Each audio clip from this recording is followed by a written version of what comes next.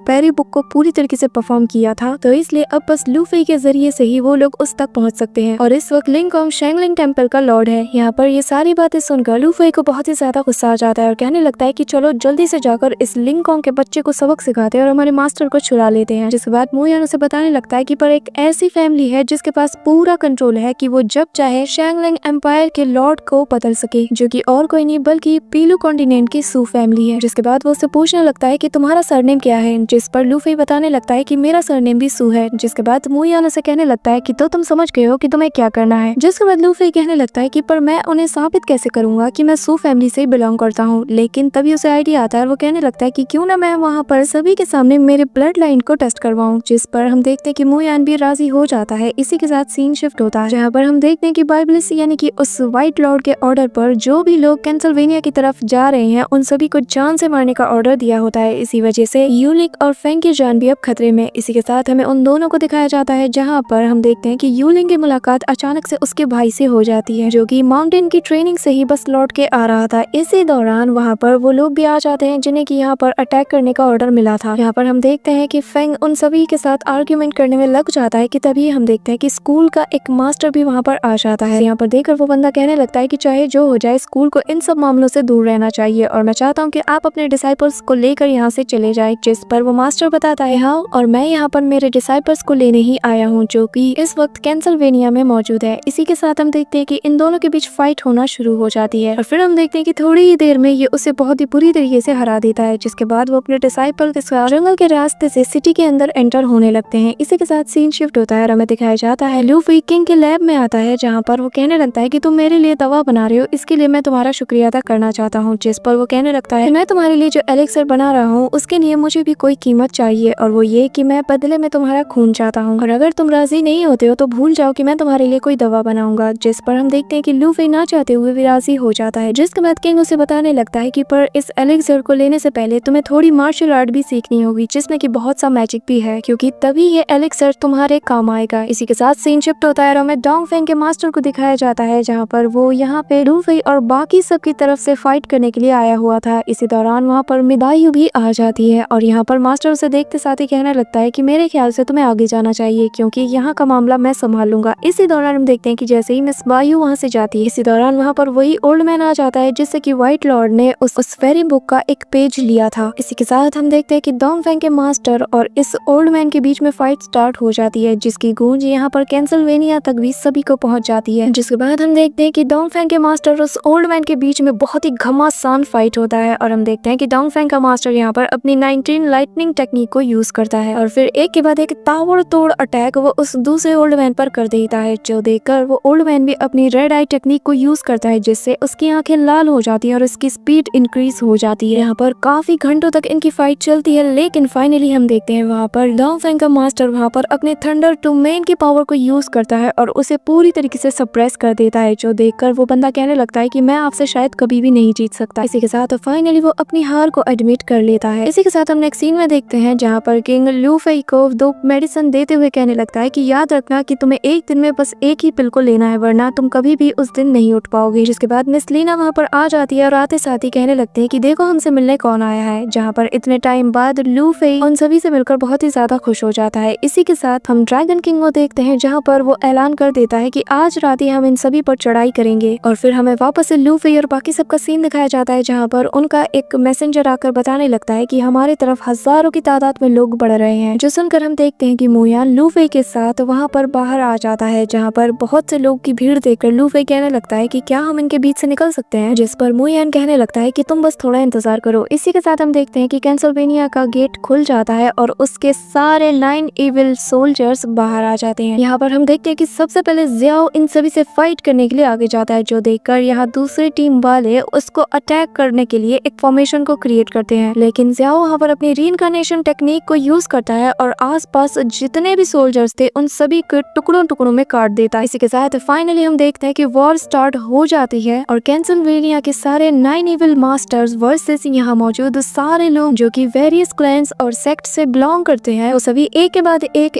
दूसरे पर अटैक करना शुरू कर देते हैं। यहाँ पर हम देखते हैं कि जो 9 इविल मास्टर होते हैं वो सभी बहुत ही ज्यादा स्किल्ड होते हैं। वो लोग बिना रुके एक दूसरे के साथ इतने अच्छे से कोऑपरेट करते हैं कि बिना एक कतरा बूंद के जाया किए ये लोग आधी सेना को ऐसे ही डिस्ट्रॉय कर देते हैं। इसी दौरान हम देखते हैं कि मुयान ने यहाँ पर अपने एक बंदे को इन्हीं के साथ मिलवा दिया था ताकि वो मौका देखकर अपनी चाल को चले और जिससे इन लोगों को यहाँ से भागने का मौका मिल जाए। और फिर हम देखते हैं कि वो ऐसा ही करता है और वो अपनी फॉग की पावर को यूज करता है जिससे एनिमी सोल्जर्स को कुछ भी दिखाई नहीं देता और फिर वो मोयान को इशारा करता है कि इसी वक्त निकल जाओ। यहाँ पर ये सिग्नल पाते ही हम देखते हैं कि वो लूफी से कहने लगता है कि अब वक्त आ चुका है और फिर हम देखते हैं कि वो लोग वहाँ पर अपनी कैरेज को निकाल कर वहाँ से जाने लगते हैं। लेकिन इसी दौरान हम देखते हैं कि व्हाइट क्रेन की नजर इन पर पड़ जाती है और वो इन पर अटैक करने के लिए आगे बढ़ता है, लेकिन वही बंदा जिसका नाम की ब्लडी मिस्ट था वो आकर उसे रोक देता है और फिर वो बाकी से कहने लगता है कि तुम लोग जल्द से जल्द यहाँ से निकलो, यहाँ का सब कुछ हम संभाल लेंगे। इसी दौरान हम देखते हैं कि इन दोनों की कैरेज बहुत दूर तक निकल जाती है कि तभी हम देखते हैं कि सामने व्हाइट लॉर्ड और व्हाइट ड्रैगन आ जाते हैं, जो देखकर मिस लीना फाइट के लिए चाहती है, मगर यूलिंग कहता है कि आप यहाँ पर लूफी का ख्याल रखें क्योंकि आज से बहुत ही अच्छे से जानती है। जिसके बाद हम देखते हैं कि वो लोग व्हाइट ड्रैगन से फाइट करने के लिए जाते हैं कि तभी व्हाइट ड्रैगन उन दोनों के सामने आते हुए कहता है कि तुम दोनों के लिए तो बस मैं ही काफी हूँ। और फिर हम देखते हैं कि यूलिंग, फैंग और व्हाइट ड्रैगन इन तीनों के बीच फाइट शुरू हो जाती है, जहाँ पर व्हाइट ड्रैगन अकेले ही इन दोनों को बहुत ही अच्छे से हैंडल कर रहा होता है। लेकिन तभी हम देखते हैं कि वो तीनों अपने स्पिरिचुअल बीस्ट को वहाँ पर समन कर लेते हैं और अब 2 वर्सेस 1 का फाइट तो तुम जानती हो कि क्या रिजल्ट देने वाला है। इसी वजह से हम देखते हैं कि जैसे ही फॉग हटता है वहाँ पर व्हाइट ड्रैगन पूरी तरीके से इंजर्ड हो जाता है। ये देखकर व्हाइट लॉर्ड उन दोनों को अपने सक्शन फोर्स से करीब खींचते हुए कहने लगता है कि तुम दोनों भले ही जितने भी स्ट्रॉन्ग बन जाओ लेकिन मेरे ऊपर तुम्हारे अटैक बिल्कुल भी काम नहीं आने वाले। यहाँ पर उन दोनों को ऐसे डेंजर में देखकर मिस लीना और लूफी उसे बचाने आते हैं, लेकिन तभी वो अपनी फोर्स को डालकर उन दोनों को रोक देता है। इसी दौरान हम देखते हैं कि इनका मास्टर वहाँ पर अपनी स्वॉर्ड के साथ आ जाता है और उसकी स्वॉर्ड को देखते ही व्हाइट एल्डर डर कर पीछे हटने लगता है। इसी दौरान हम देखते हैं वहाँ पर मिस वायु भी आ जाती है और वो आते साथ ही मिस लीना से कहती है कि तुम दोनों यहाँ से निकल जाओ और चिंता मत करो, इसे हम दोनों यहाँ पर हैंडल कर लेंगे। जो सुनते साथ ही मिस लीना और लूफी वहाँ से दूर निकल जाते हैं। इसी दौरान सीन शिफ्ट होता है और हमें मास्टर जी को दिखाया जाता है, जहाँ पर वो बंदा आकर उन्हें वहाँ से ले जाता है और कहने लगता है कि आज तुम्हारी मौत तय है। जिसके बाद वो दूसरा बंदा यहाँ पर मास्टर जी से कहता है कि अगर चाहो तो मैं तुम्हें यहाँ से छुड़ा सकता हूँ, जिस पर मास्टर जी कहता है कि नहीं, तुम्हें हमारी पुरानी डील याद रखनी है। इसी के साथ हमें वापस लूफी और मिस लीना को दिखाया जाता है, जहाँ पर वो लोग माउंटेन की तरफ बढ़ रहे होते हैं कि तभी उनका सामना ब्लैक क्रो से हो जाता है, जिसे देखते साथ ही लूफी उस पिल में से एक पिल को खा लेता है, जिससे उसकी स्पीड इंक्रीज हो जाती है और वो उससे फाइट करने लगता है। इसी दौरान मिस लीना भी फाइट में एंटर हो जाती है। यहाँ पर ये दोनों ब्लैक क्रो किंग को बहुत ही बराबरी की टक्कर दे रहे थे कि तभी हम देखते हैं कि वहाँ पर एक और पर्सन की एंट्री हो जाती है। यहाँ पर निंग कॉन्ग चैन आते साथ ही कहने लगता है कि तुम्हें क्या लगा था कि तुम यहाँ से जिंदा बच के जाओगे। यहाँ पर उसे देखते साथ ही मिस लीना कहने लगती है कि ये तो वही निंग कॉन्ग चैन है। जो सुनते साथ ही लूफी उससे कहने लगता है कि तुम्हें शर्म आनी चाहिए क्योंकि तुम असली लीडर नहीं हो, बल्कि ज़ू फैमिली के पास सारे राइट्स हैं कि वो शैंगलिंग टेम्पल और इस पूरे कॉन्टिनेंट पर रूल करें। जिस पर निंग कॉन्ग चैन उसे कहने लगता है कि तुम्हें ये बात बहुत देर से पता चली है और मुझे अब यकीन है कि अब ये बात तुम किसी और को बताने लायक नहीं रहोगे। इसी के साथ उन तीनों में फाइट स्टार्ट हो जाती है, जहाँ पर हम देखते हैं कि निंग कॉन्ग चैन अकेले इन दोनों पर भारी पड़ रहा होता है। यहाँ पर खुद को इतना वीक देखते साथ ही हम देखते हैं कि लूफी अपनी फेरी स्वॉर्ड टेक्निक को यूज करता है, जिससे निंग कॉन्ग चैन को कुछ नहीं होता। जिसके बाद हम देखते हैं कि वो इन दोनों के साथ इतनी ज्यादा इंटेंस फाइट करता है कि एट द एंड वो मिस लीना को बहुत ही बुरी तरीके से इंजर्ड कर देता है। और जहाँ पर लूफी जब मिस लीना को बचाने के लिए जाता है तो वो उसे भी बहुत बुरी तरीके से इंजर्ड करके उसके पास फेंक देता है। इसी दौरान सीन शिफ्ट होता है, हमें मास्टर जी को दिखाया जाता है, जहाँ पर उन्हें फांसी देने के लिए उसी जगह पर ले जाया जाता है। इसी दौरान हमें वापस लूफी को दिखाया जाता है, जहाँ पर वो एक शील्ड को क्रिएट कर देता है और फिर उस पिल को निकालते साथ ही कहने लगता है कि मुझे पता है कि अगर मैंने इस पिल को ले लिया तो जैसा कि किंग ने कहा कि भले ही मेरी ताकत बहुत ही ज्यादा बढ़ जाएगी, लेकिन जैसे ही इसका असर खत्म होगा तो शायद मैं हमेशा हमेशा के लिए सो जाऊं। यहाँ पर मिस लीना उसे ऐसा करते हुए रोकने की कोशिश करती है, लेकिन हम देखते हैं कि लूफी उसका हाथ